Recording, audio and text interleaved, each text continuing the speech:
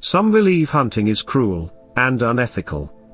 However, according to Professor Chris DiPerno, a professor of fisheries, wildlife and conservation biology at the College of Natural Resources, it's the backbone of wildlife conservation in the United States. Some prey animals can become overpopulated due to lack of predators or changes in landscape. This can lead to other species being threatened, including humans. Overpopulated deer in urban and residential areas can increase the likelihood of vehicle collisions. The regulation of hunting is the best way to address the overpopulation of these animals. Professor DiPerno said wildlife agencies and programs are funded mostly by hunters. They not only provide financial support for state wildlife agencies, but they also play an important role in wildlife management activities. He said wildlife agencies and programs are funded mostly by hunters. Hunters take every precaution to not make noise when in backcountry. They move stealthily into the wind. They will hide and use calls to mimic prey such as elk. Many times they'll also use clothing or sprays to mask their human scent. And they tend to be most active at dusk or dawn, which is the most opportune time to hunt big game animals. However, all of those things are what hikers and campers are told not to do when in bear country. This puts hunters at a much higher risk for bear encounters and attacks. Lee Francis, age 65, is one such hunter. Lee lives in Evanston, Wyoming, where he works as a dentist. On October 21 in 2022, Lee was out hunting with his 40-year-old son Dr. Josh Francis, who is also a dentist. Lee is an experienced hunter. He and his son hunted black bears many times, and even brown bears in Alaska. Lee once killed an enormous Alaska bruin with a bow. The two were hunting big mule deer, hoping to fill their hunting tags. They were hunting in the Rock Creek area near the Sawtooth Mountains in western Wyoming. The area is south of Grand Teton National Park. Sawtooth Mountain gets its name from the jagged peaks that resemble the crooked teeth of a saw blade. The mountains run 43 miles long and 25 miles wide, and covers 678 square miles. Some of the peaks are over 10,000 feet high. Wyoming has approximately 600 grizzly bears. Lee left his son at a good viewpoint for deer. He was using binoculars scanning the area for deer. Lee decided to walk back toward the direction where they left their horses to look for deer. As he was walking, he stumbled across a bear's den. As soon as he spotted the den, a huge grizzly popped its head out of the entrance. He noticed fresh dirt where the bear had been digging. He immediately tried to back away and drew his pistol, and put a round into the chamber.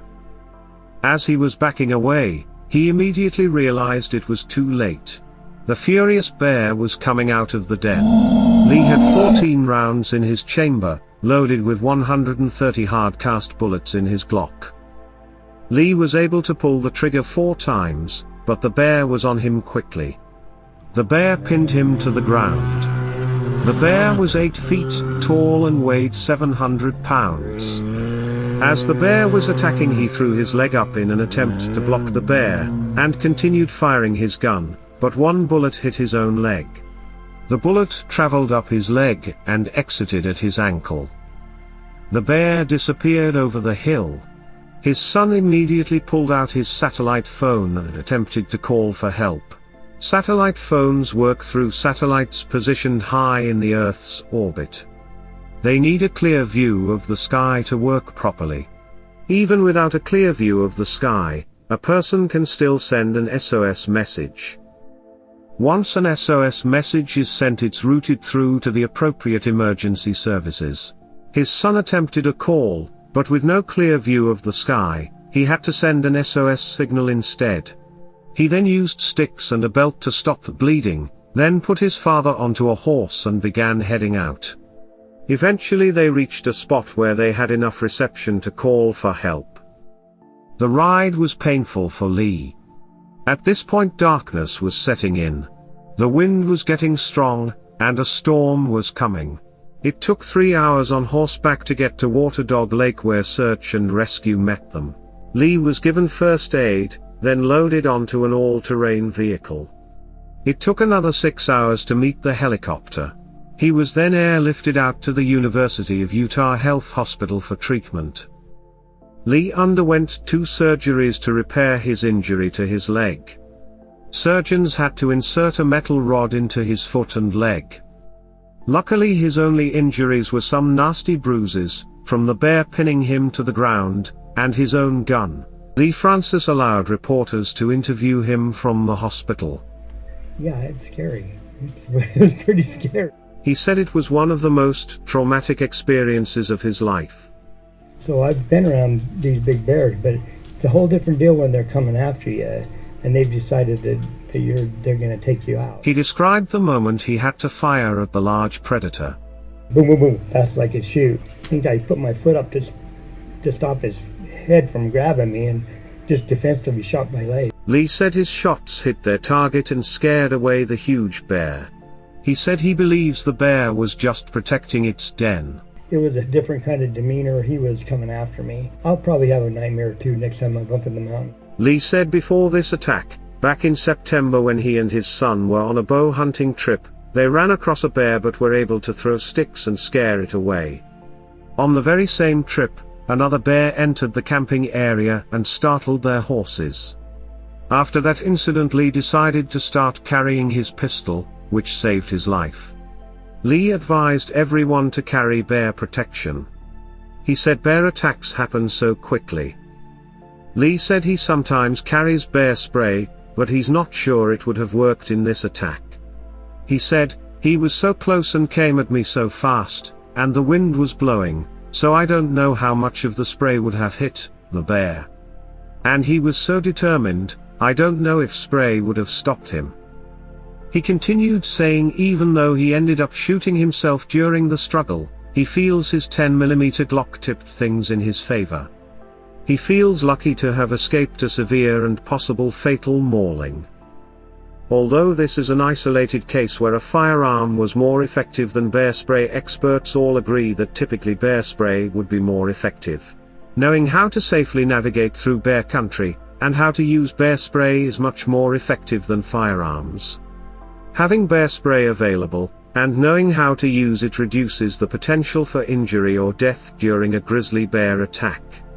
Experts all agree that bear spray is an effective alternative to lethal force.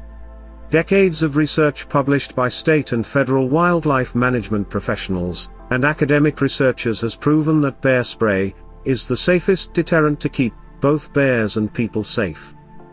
A study of all recorded incidents where bear spray was used during a close-range bear encounter in Alaska from 1996 to 2006 found that in over 98% of the cases, people carrying bear spray walked away unharmed. And in the 2% where the people were injured, it was minor and did not require hospitalization. Lee is expected to make a full recovery but may need more surgeries to repair the damage to his leg. This incident won't deter him from hunting. He said he may have some nightmares but he plans to continue hunting. The bear that attacked Lee has not been located yet. Wyoming Game and Fish Pinedale Regional Supervisor John Lund told reporters that wildlife officials did not find any indication that the bear was wounded or killed. However, heavy snow could have covered up any evidence of the bear being injured. Lee Francis said he's sure the bear took several hits at nearly point-blank range. Game and Fish said bears are currently in hyperphagic state while preparing for hibernation. Hyperphagic state is when a bear eats as much high-caloric food as possible because they need to put on as much fat as possible before going into hibernation for the winter. The attack on Lee Francis was the second grizzly bear mauling in Wyoming in a week. 2 Northwest College wrestlers were attacked while they were looking for antlers shed by deer and elk in the Cody area on October 15. Dan Thompson, a large carnivore specialist with the Wyoming Game and Fish Department, said bears can be active in all months of the year. "We have dealt with, or had reports of bears in every month of the year, but these are an anomaly," Thompson said. I think people always need to be aware of their surroundings in the outdoors regardless of bears. The potential of encountering a bear in the winter is very minimal, but never say never. While everyone should take precautions when in bear country this time of year, hunters should take extra precaution due to the nature of their activities. The Wyoming Game and Fish Department recommends hunting in pairs, carrying a firearm or bear spray and storing game meat, capes, dirty tools and clothing at least 100 yards away and downwind from camp. Thanks for watching.